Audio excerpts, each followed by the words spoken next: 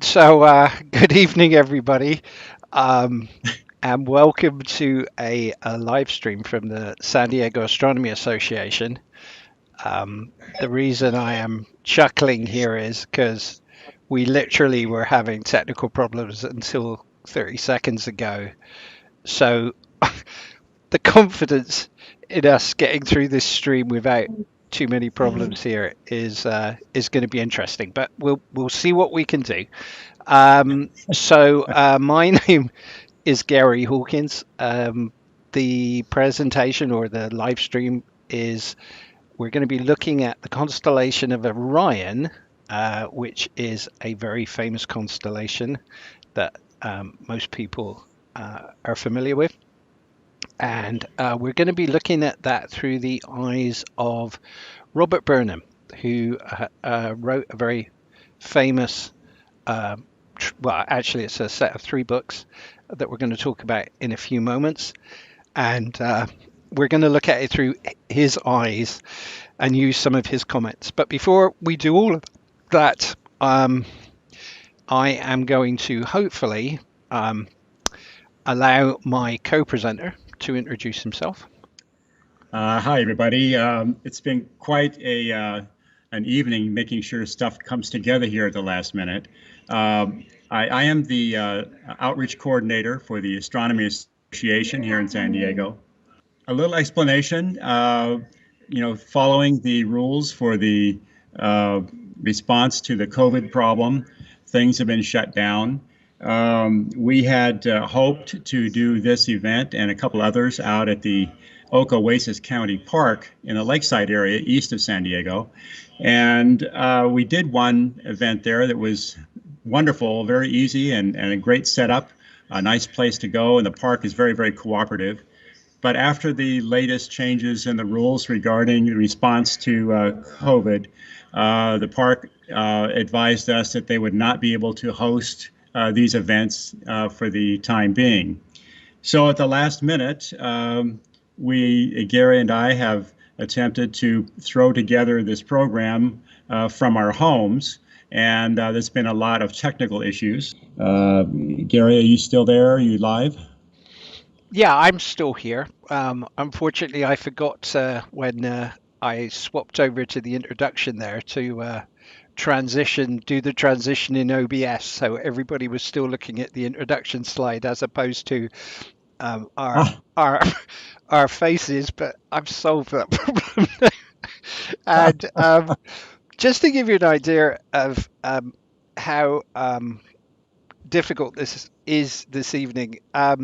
Normally, we operate at one site. We're together next to each other, or at least socially distanced, and all the computer equipment and everything is in one place. That is not the case this evening. Dave is home in La Mesa. Dave? Yes. Yeah, Dave is at his home in La Mesa. I'm actually at my home in Scripps Ranch. Dave is Skype calling into me. I am then taking Dave's Skype stream and blending it into the OBS stream that I'm putting out to YouTube. All my computer is also controlling my mount. And just to make life interesting, this is a new mount that I only purchased about 10 days ago, and it's not being trouble free at the moment. So my mount has crashed twice tonight already.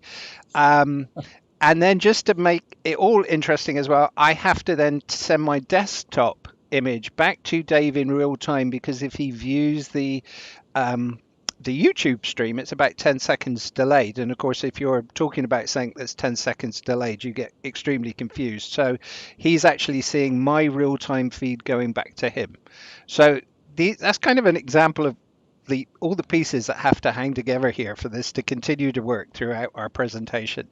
So anyway, what I'm going to do now is I'm going to go back to my slide presentation. I'm just going to run through a few slides to give you an introduction of what's going on. So first of all, where am I located? Well, I kind of mentioned that. I'm actually in Scripps Ranch. If you look, you see the gray area. There's two gray areas. If you go north of the higher gray area, and you go up about halfway, there's a small city called Poway, and I'm located pretty close to the city of Poway, basically in Bortlate skies. So we suffer a lot from light pollution here, and one of the reasons I do EAA is because it's a great way of counteracting light pollution.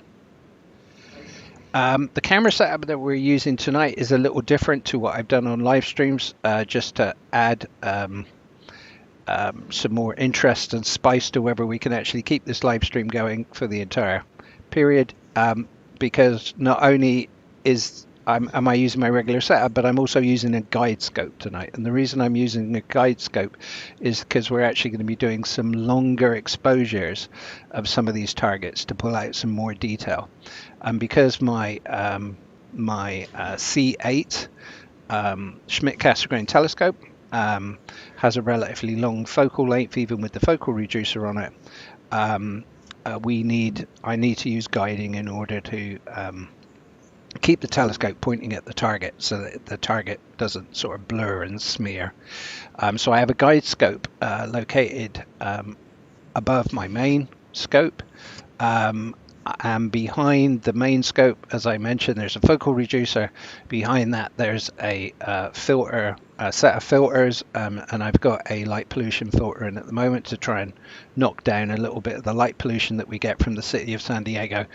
And then connected to that is a 9 megapixel camera with a square format, and that's all now sitting on a new mount for me. This is a Skywatcher EQ6R. Those of you familiar will know that I've typically used an AVX, and while the EQ6R is definitely a massive step up in terms of performance, it's also a big step up in terms of the problems I'm having with it at the moment. And currently it's kind of disconnecting itself occasionally, which is a bit of a problem. That's the list of all the software and hardware that's running this evening. I won't go through it, but it's there just for your information. And as I mentioned earlier, we're going to look at the deep sky objects in Orion from the perspective of Robert Burnham Jr., and particularly from what a book he wrote called Burnham's Celestial Handbook, An Observer's Guide to the Universe Beyond the Solar System. This is a quite an old book. In fact, it's been out of print now for many years. You can only buy it on the second-hand market. But Dave and I are huge fans of Robert Burnham, and I'm sure many others of you as well are probably big fans as well. And Robert Burnham was kind of an interesting character, kind of described in people that wrote about him, particularly Tony Ortega, as a bundle of contradictions. He was a recluse, he was socially awkward, he was brilliant and dedicated at what he did. He worked for the Lowell Observatory in Flagstaff, Arizona for 22 years, doing a survey work for them. And while he was doing this survey work, he did a lot of his own observing, and the notes from his own observing became the Celestial Handbook that he initially self-published because he couldn't get a publisher, and then it was picked up by Dover Publications. And we're going to be observing Orion primarily this evening, the constellation of Orion. It's rising at the moment. Orion is really signifies the onset of winter, and it is very much a constellation that many people look up into the night sky. It's one of the few constellations that most people recognize. You can usually see the belt of Orion. Orion was Orion the Hunter. You can see the belt, the shoulders, the feet, and the sword of Orion. And there are actually some fainter stars that make up the Orion constellation, which are actually his bow and also a raised arm. But typically most people recognize Orion just by the shoulders, the belt, the feet, and the sword. And we are going to be looking around Orion and basically looking at it through the eyes of Robert Burnham this evening. And why Orion? Well, one, It signifies winter. It's very much a winter constellation. And secondly, and I didn't actually realize this, but it sits in the Orion Molecular Cloud Complex, which is a huge and vast area of nebulosity, star growth birth areas. And this graphic that we've got up on the screen kind of shows it. I picked it up off of one of the websites, and it shows you the many different areas of nebulosity that are in the constellation of Orion, and it's those that we're primarily going to be concentrating on this evening. There's some interesting stuff in Burnham's notes regarding the constellation and many of the stars. For some reason, he went into great detail regarding the history of the name of Orion and the mythology surrounding Orion. We went back into many different cultures, different kinds of names, and shows the language history, the translation history. There's a great read in Burnham's books regarding the derivation of the name of the constellation and the stars. And it's, I mean, it would take me an hour to read this to you. So you need to read it for yourself. It's very enlightening. Right, so this, I believe, is where we try and start the viewing part of the evening. And what you are now seeing on the screen is a image that I've been taking 40-second exposures with. I've now stacked 21 frames, so about 15 minutes of image, and we are looking at the open cluster, which is just north of the 3 stars that form the Sword of Orion, and this is the open cluster NGC 1981, which was discovered by John Herschel in 1827. It's about 28 arc minutes across, which, as you can see, kind of nicely fills the field of view of my telescope, which is pretty much 30 arc minutes. It's 0.5 degrees. And interestingly enough, not only can we see the open cluster, but we can also start to see some of the nebulosity now that the Orion constellation is famous for. And you can see you can see large areas of nebulosity here to the left-hand side, and you can actually see a really interesting structure right on the corner of the image here, which is 3 bright stars that also appear to be formed a reflection nebula as well. So this image now has been formed for quite some period of time. Of course, I managed to forget to change my target name, so when I save it, I'm going to get the wrong name, but I am going to save it, and we are then going to move on to probably the most famous nebula in the Orion constellation, and that is the Orion Nebula itself. And because this is just such a bright nebula, I'm actually going to clear that stack again. There we go. I'm actually going to bring my sub time down to about 15 seconds because I can collect a lot of data and we can see our first image pretty quickly. Here we go. So, I will adjust this in a few moments to make this a little cleaner. But before I do that, in fact, let me do that quick adjustment here as we allow a few images to come in. So the Orion Nebula M42, and I'm going to be reading directly from Burnham here.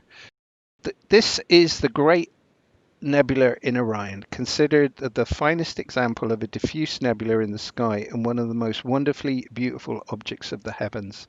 And in fact, I think you can see this is a pretty incredible image that we have formed here, probably with only 60 seconds of imaging, and you can already see the core area showing bright white, and the expanding Orion Nebula. Now, the Orion Nebula is considerably bigger than the field of view of my telescope, so we're actually really only seeing the first part of it. If I actually wanted to show this image in its entirety, I would probably have to put a mosaic together. But obviously, we're not going to do that this evening. So again, to quote Burnham, it may be seen in a pair of field glasses as a faint haze spreading out from the famous quadruple star Theta in the middle of the Sword of Orion. So when you look at the Sword of Orion in the sky, you will see three stars in a line. Well, the middle of those three stars, Theta, is actually a collection, a quadruple star, and in fact, it's even five or six stars, but it's generally known by the four brightest stars for the called the trapezium. So this is effectively the middle star in the Sword of Orion. In a small telescope, it appears as a bright green mist enveloping the star. Now, what you often find is that when you're doing visual observing, because of the way that your eye receives light, you tend to see things pretty much in black and white, or with a slight greenish tint. So you tend to miss the colors that we're seeing on the screen this evening, because actually the Orion Nebula is a vast collection of reds and purples and whites. From Burnham's book, he makes a note here that M42 was the first nebula to be successfully photographed by Henry Draper in 1880 using an 11-inch refractor, and his exposure time was 51 minutes. So at this point, they did not know what nebulas were. And but this one was the first one actually successfully photographed. It is not surprising, since it is one of the probably, I wouldn't say easiest objects to photograph in the sky, because it has an extremely high dynamic range, and in fact we're going to do some more imaging in a couple of minutes that will actually show the core, and typically when you see a picture of M42 as we're seeing at the moment, it's pretty much in this format, where the core is completely blown out because the dynamic range of the target that we're looking at is so high. So this area here, we cannot see the four stars that provide the light that basically light up this reflection nebula. And this area here is known as M42. This area here, which is slightly separated, is known as M43. So we're actually seeing two Messier objects here as classified by Charles Messier, M42 and M43. And M43 is actually lit up by the central star.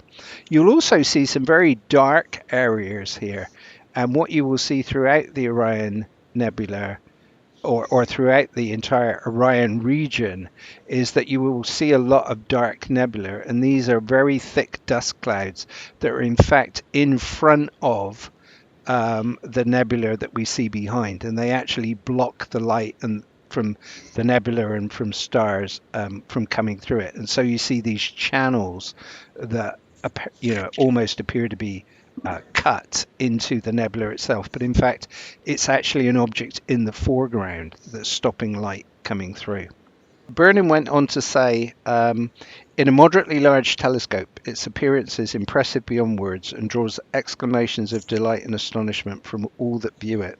The great glowing irregular cloud, shining by the gleaming light of the diamond-like stars entangled in it, makes a marvelous spectacle which is unequaled anywhere else in the sky. And I think that's absolutely true. Certainly viewing from the northern hemisphere, the Orion Nebula is without doubt probably the most impressive nebula that we have available to us. So now what I'm going to do is I'm going to change the parameters of my capture. So the first thing I'm going to do is save that image.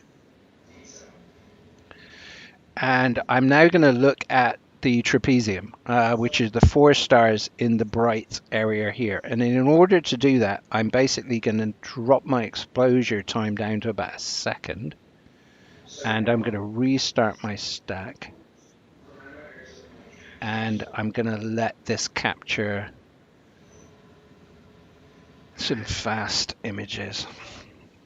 So now I've basically come down from about 15 seconds to about 1 second. So we've come down, what's that, about 5 f-stops, if you were thinking about this from a photographic perspective.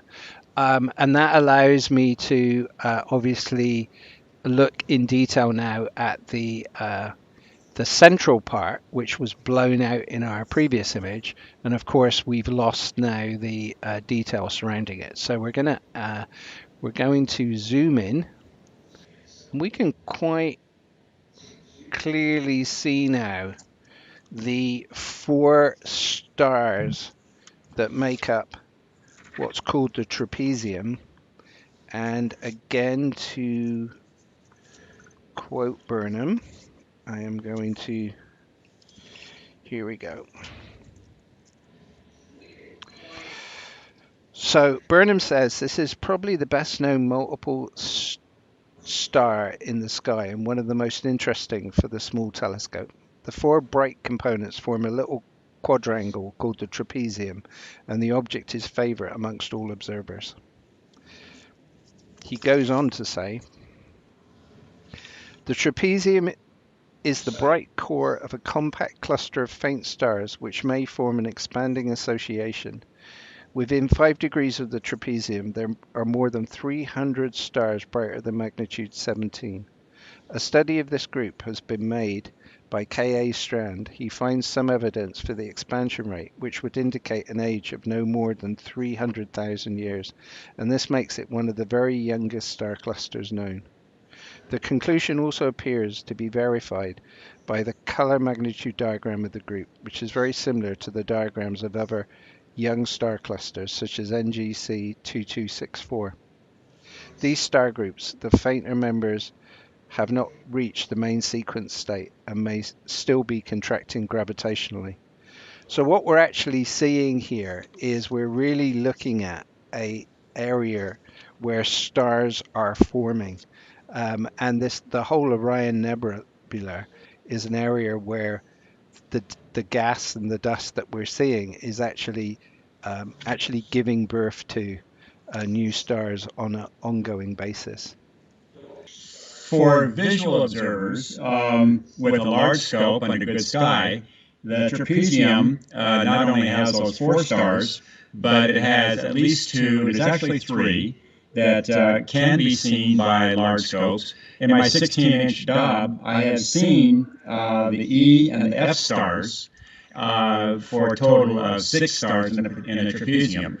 I'm sure it's possible to photograph it, but you would have to reconfigure your system to be specific for that, for that object.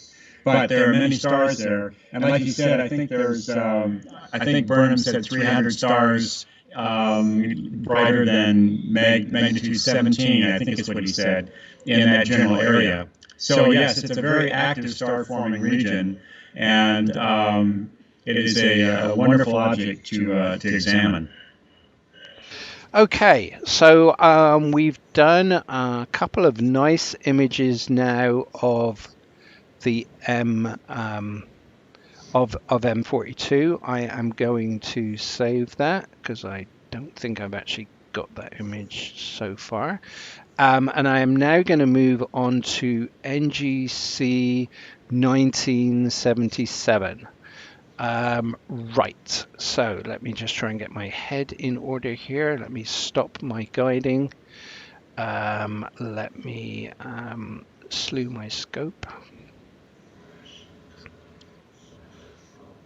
So now I'm actually going to pick my guide star for this latest acquisition, and I'm going to start my guiding off again. And as you can see, the previous guiding there was actually going extremely well. It's kind of interesting. This scope appears to go through periods where the guiding gets extremely good, and then there are periods when the guiding seems to go all over the place. So I think this is still very much a learning process, and I've got to figure out perhaps some more optimal parameters, because literally I switched PhD on, ran the calibration once, and kind of expected it to run, which it is doing, but probably not as well as I would like it to. And we're going to move on to our next target, which is NGC. Well, we're already there, 1977. I am going to increase my exposure time, and I think this time I'm going to run at a full 60 seconds of exposure. This you would not be able to do if you were not guiding. It would just be asking the tracking on the scope to be doing too much, and you would start to see elongated stars, but by guiding it keeps the stars nice and circular. So let me reset my stack, and we are collecting our first image of NGC 1977, which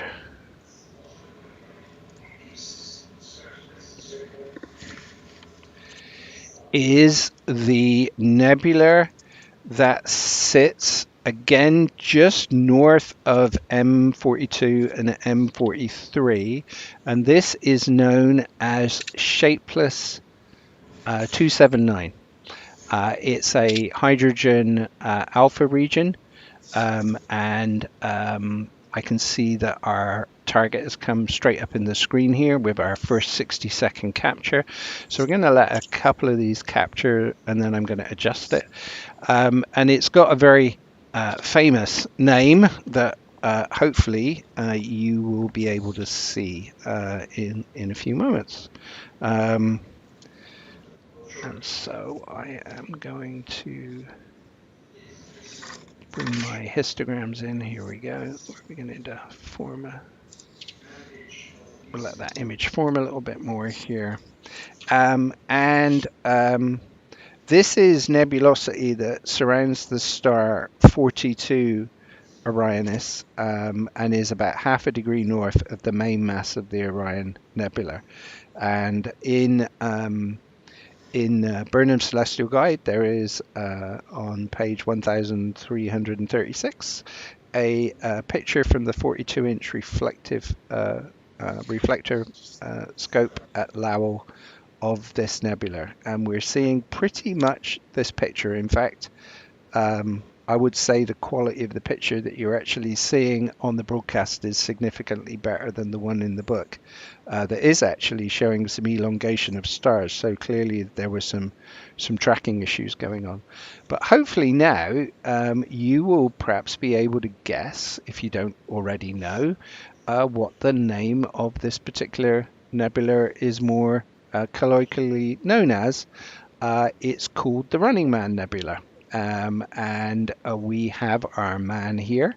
The bottom is actually down here, so his head is here, his arms are here, and his legs are here. And you can see this nebula kind of makes this rather nice picture of this man running, which is where it's picked up his name. And you'll find that the name of many of the nebulas, the sort of colloquial name, is very much determined by the shape, what people see in it. You know, Gary, I think many of the people in our audience might not understand the term nebula and how we're using it. Sure.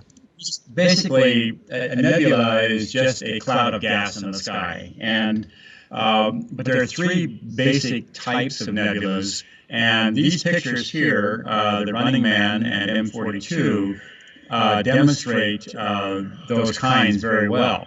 So one type of nebula is what we call a reflection nebula, where it's basically a cloud of gas which is bombarded by ionized particles and light from a bright young star. So the bright star energizes this gas, and what it does is it reflects the light, just like smoke in a room when you turn on a light bulb. And so that's a reflection nebula, which is just basically reflecting the light from the star. Then you have emission nebulas, which that ionized flow from the star actually causes chemical and electrical reactions within the star and makes it fluoresce, or it's more like a fluorescent tube or a neon type sign, where an electric charge causes the gas to actually glow. And so that is what we call an emission nebula, because it's actually creating the light because of the energy being bombarded from the star. The third type of common nebula is a dark nebula, which basically, and Gary mentioned it in a discussion of M42, it is a cloud of gas that is between something bright and where we are. So that cloud of gas blocks the light from whatever is behind it, and it looks like a dark shadow. So basically, that is not reflecting or fluorescing any light. It's just blocking the light from behind it. So the three basic kinds of nebulas we see when we talk about nebulosity in the sky are nebulas that reflect light from a nearby star, nebulas that are bombarded by high energy and they create their own light and they're emitting light, emission nebula, and then a dark nebula which blocks the light from whatever is behind it. And what's kind of cool, Dave, is that wherever you look in the constellation of Orion, is you're kind of almost, in fact, seeing often in your view the three types of nebula that you've just mentioned, right? We have dark nebula here, quite clearly showing up below the Running Man. We have emission nebula, and we also have, you can see the reflection nebula here. So I think often you are seeing in these images either two or three types of nebula in sort of one go. You get a big bang for the buck in the Orion Nebula, or the Orion constellation, I should say. So I'm going to save that now. We're now going to move on to our next target, which is called B33, albeit that once again this has a colloquial name, which is far more descriptive of the actual target. So, and I'm going to do the same thing. I'm going to stick with 60-second imaging. I am going to switch my guiding off for a second so that I can move my scope. Okay, so I've just moved my scope, and where we're actually going now. So now we've moved from the sword, and we're now going to the belt. And if you were looking at the Orion constellation, this is close to the lower of the three stars in the belt of the constellation of Orion. That's the kind of area that we've moved into. And we're going to take a couple of images in this particular area. Right, so I'm going to start my looping again on my guide scope. I am going to select a guide star. So my scope is hopefully going to start guiding here shortly. Looks like we're away. I am now going to go and change my name here to B33. I'm going to clear my stack. And we're going to grab our first 60-second image of this nebula. And here we are straight away. And our first image here is actually pretty good. Perhaps, well, I know many of you are actually on the stream already know this, but this is is colloquially known as the Horsehead Nebula. This being a dark nebula, in the shape of a horse's head. And so Burnham said, this is the famed dark Horsehead Nebula, undoubtedly the best known example of a dark nebula in the entire heavens. It is almost completely invisible to the eye at the telescope and requires long exposure photographs to reveal its strange and spectacular details. Now, interestingly enough, when Burnham wrote this book, which was back in the late 60s, that may well have been the truth. But as you can see here, with a fairly modest telescope, within a 60-second exposure, we've actually managed to create, a pretty reasonable image. And now as we grab a few more frames here, hopefully we will be able to improve that. This is located about half a degree south of the bright star Zeta Orionis in a long stretch of nebulosity IC 434, which extends for about a degree south of the star. This nebulosity was probably first detected by Pickering on photographs made in 1889. And the dark Horsehead itself shows clearly on a plate made in 1900 and published in the Astrophysical Journal in 1903.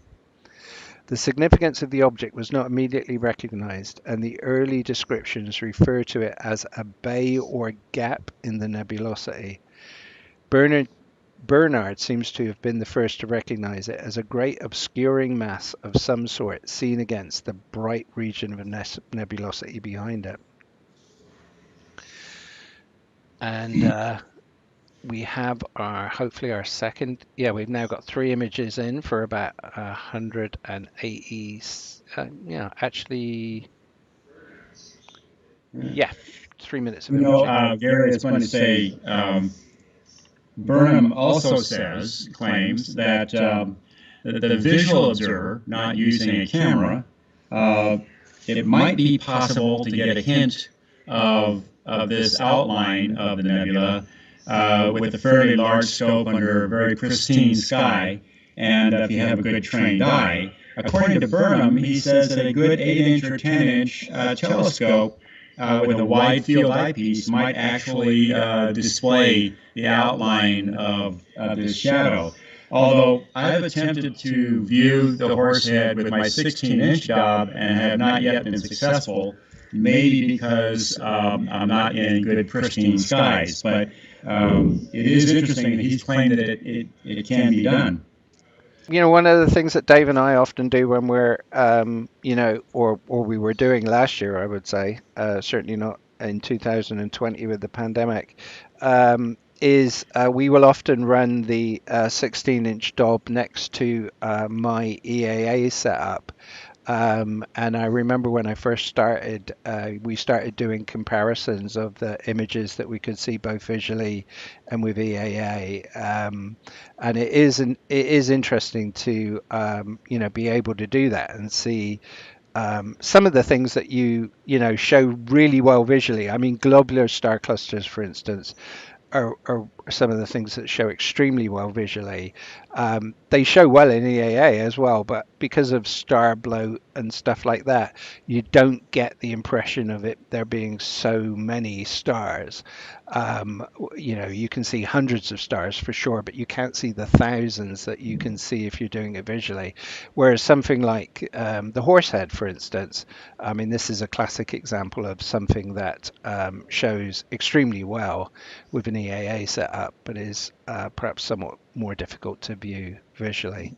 And again, this is kind of a nice image. We can now see the Horsehead, and if you allow this to develop with more time, you will actually start to see some filaments in the actual Horsehead itself. It's not a solid mass. There are some filaments that begin to form. And again, we've also got a nice example here of another type of nebula showing up. We've got our dark nebula, we've got a reflection nebula, and this must be an emission nebula, right, Dave? The red area here. So we're basically seeing all 3 types. I would think so. Generally, the emission nebulas have a lot of the hydrogen alpha frequency at 626.28 nanometers, and that's that red color. So, it's more than likely, an emission nebula. Yeah, so we're really seeing all three types of nebula in a single shot here. So I'm going to save that image. I think we probably, and that's only 8 minutes of imaging here. The guys who are doing the astrophotography, if you look at images of the Horsehead Nebula, some of them will have been collecting 3, 4, 5, 6 hours of data to put their images together. So you can imagine the level of detail that those guys are able to achieve. But I think for 6 minutes, which is practically real time, we've done a really good job of seeing what is actually a relatively difficult target. And we're now literally going to push the scope just a few arc seconds away from the Horsehead. We're going to move up the nebula. We're going to basically move in this direction. We're going to go up the lane of this nebulosity, and we're going to go along, if you could imagine the nebula spreading out here. It then turns and goes up in this direction, and we're gonna go up here, and we're gonna image this area over here. So that's going to be our next target. So I'm going to go into PhD. I'm going to switch my guiding off again. I'm going to initiate my slew, which literally is already done.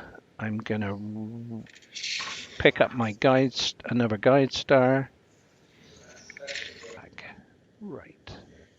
So we are now moving on to, like I said, we've just kind of moved along the nebula. We've turned the corner, and we are now looking at another pretty spectacular, or we will be in a couple of minutes, looking at another area, a pretty spectacular nebulosity, which again, it tends to get photographed on a fairly wide scale basis.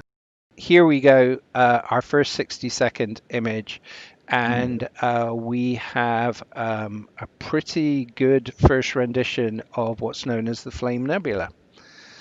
And we also have the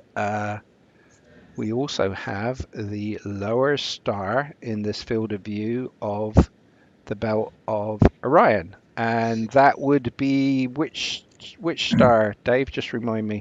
All attack. Ornithak, thank you. And so you can see the lower of the three stars in the belt of Orion, and next to that you can see the Flame Nebula, and that's already beginning to form. Just off that first image was a pretty nice image. So we're going to collect a few images here and just adjust this a little bit so that we can get the best image we can.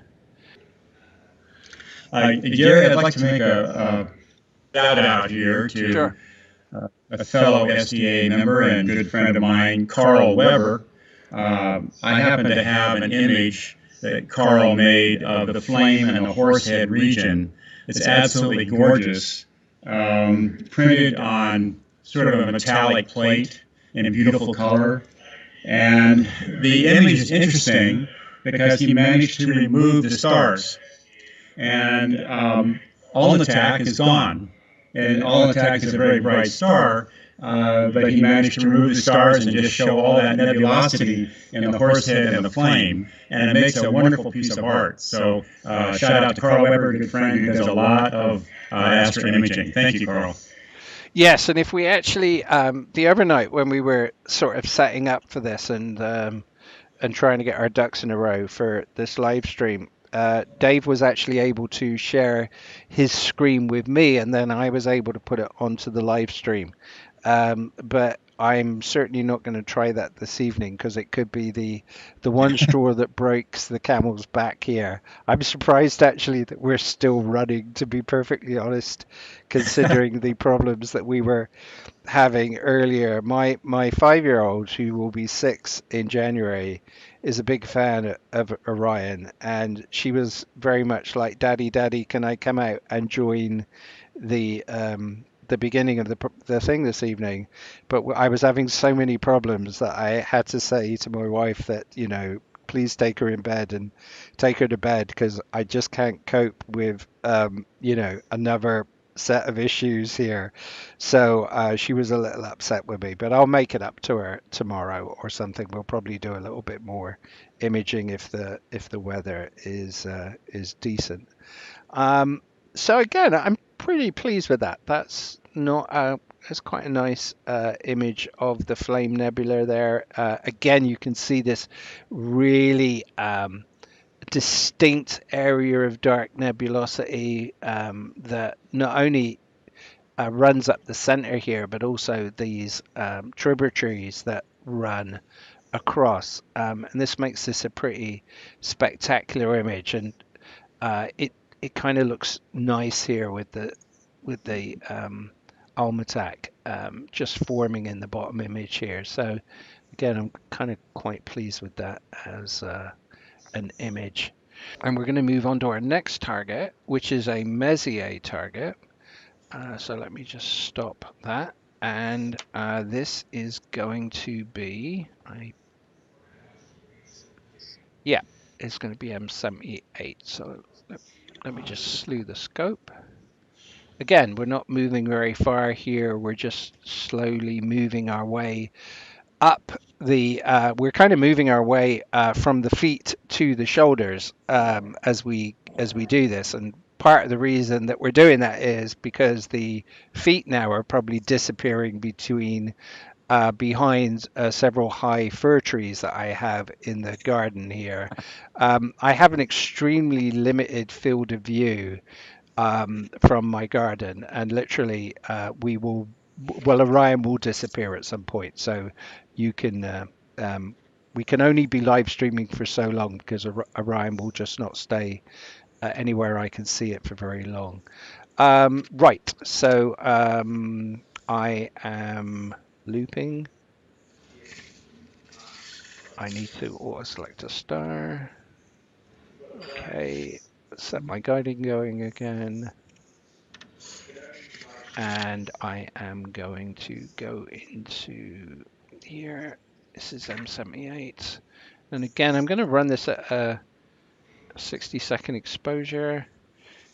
And this is actually one of the more difficult targets in the Orion constellation, even though it's a Messier object. I've not been really getting fantastic images of it so far, so it'll be interesting to see how it comes out this evening. So while we're waiting for that first image to form, I will just say that M78, and again this is in the words of Burnham, is a bright diffuse nebula located about 2.3 degrees northeast from Zeta Orionis and virtually on the celestial equator. It was discovered in 1780 by P. McCain, who described it as two fairly bright nuclei surrounded by nebulosity. Messier, who observed it later in the same year, thought it to be a cluster of stars with much nebulosity. Admiral Smythe saw two stars in a very wispy nebula in which Lord Rosse thought to find some indication of spiral structure. And so these were the early, some of those names there are some of the well-known and famous astronomers of the late 1800s.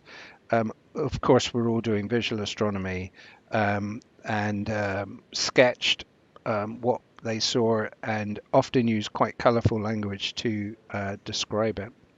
So M78 is one of the brightest portions of the vast nebulosity that covers much of Orion and which becomes visible in the presence of hot early type stars. Easily located with small telescopes, this object shows very little detail to the visual observer. The two bright stars enclosed within the cloud are about 53 arc seconds apart, and the nebulosity itself rather sharply bordered on the northwest side, melting away into the sky background towards the southeast. For a space of about half a degree around the nebula, the sky is heavily obscured by an absorbing cloud, in which scarcely a star shows. And I believe we will see that. So here is M78, and here we can see the two stars that we talked about a few seconds ago. And I think also you can see this region here, which is the dark obscuring area that we also mentioned. And then further away, we have another area of nebulosity in this area. And this kind of, I guess, a little bit reminiscent, Dave, of is it the Cocoon Nebula that also has the nebula kind of shows up in the middle, and then there's a very distinct donut of dark nebula that surrounds it? I'm not sure, but this one is great because that it's a really great example of that dark nebula obscuring the outer portion. It's kind of nice. Yes, yeah. And actually, this image is forming reasonably well. So let me just do a few adjustments. It's kind of interesting to me, Dave, how this, I guess, became a Messier object. I mean, it's nowhere near as spectacular as many Messier objects, although I guess size-wise, it is certainly comparable with many of the globular clusters and everything you see. So perhaps that's the reason. The other thing, too, is it was discovered by Pierre Méchain. And Pierre Méchain, of course, was Messier's sidekick. And Messier then observes it later on and ends up in his list. I suspect that there was maybe some competition between Messier and Méchain regarding finding and naming these objects. It's sort of an interesting dynamic that appears to go on there. Yes, and yeah, maybe that's the reason that this particular object did find its way into the Messier catalog. So I think we're almost coming to the end. I've got one or two more targets, I think, in the observing list here. I'm going to save this one. My PC's just gone crazy. Oh, good. Well, that worked out. The timing on that worked out spectacularly well, because apparently I just got a message that came up on the screen to tell me my telescope has just disconnected again. So maybe this is the place to finish. So hopefully everybody's had a fun evening. It's definitely gone a little better than I anticipated as we struggled to get all the kit up and running. As I said, if you didn't hear at the beginning of the stream, I'm actually located in one physical location. Dave's located in another physical location. He's Skyping into me. I'm sending a screen share back to him so that he can see my real-time view. All because we're trying to get around the COVID restrictions here in Southern California. But it's been fun. It's definitely been a learning exercise for us again as we try and take our outreach program, and optimize it for online viewing. I think that I'm hoping that whoever is still out there has found this whole process somewhat entertaining. We really enjoy doing something which is as close to being live and hands-on as we can possibly get with the given restrictions. So it would be much, much easier for Gary and I to produce an entire show and record it and then post it up on YouTube and send a link to you so you can see it. But it would not have the same impact as knowing that you're actually there participating with all of these weird technology problems and these challenges that we have. It just makes me feel like I'm a little bit closer to the actual hands-on eyepiece and the scope, talking to the kids, stepping up on the ladder kind of outreach, which we have been doing for so many years with the San Diego Astronomy Association. So, I hope that you feel that this is entertaining and that it's at least somewhat informative. I certainly welcome any comments from anyone out there regarding problems you've noticed or things you would like to see. You can reach me at outreach@sdaa.org. There's a link on the website. You go to our website, and on the left-hand side, you'll find the links for all of the major officers, including myself, under the outreach program. So let us know what you think, and I hope you've enjoyed the evening. Gary and I were a little frustrated at about 7:45 tonight when things were not going well, but now that it's after 10 o'clock, I've had a wonderful time myself. And Gary, thank you so much for some very, very great images that we've been able to put together with this cobbled together system. So thanks again, Gary, for that work. And we thank all of you out there for participating, and keep an eye on our website and our calendars. We hope to continue doing a few more of these, and hopefully we will get better as we go along. So thank you very much. And Gary, back to you. Okay, Dave, great. And so I will just say goodbye to everybody. As Dave mentioned, we have a webpage. We're also on Facebook. Just search for San Diego Astronomy Association. And obviously, this video has been hosted on the San Diego Astronomy Association YouTube channel. I have my own personal YouTube channel as well, where you can find a whole series of EAA events there as well. So anyway, good night, everybody, and look forward to catching up with you again.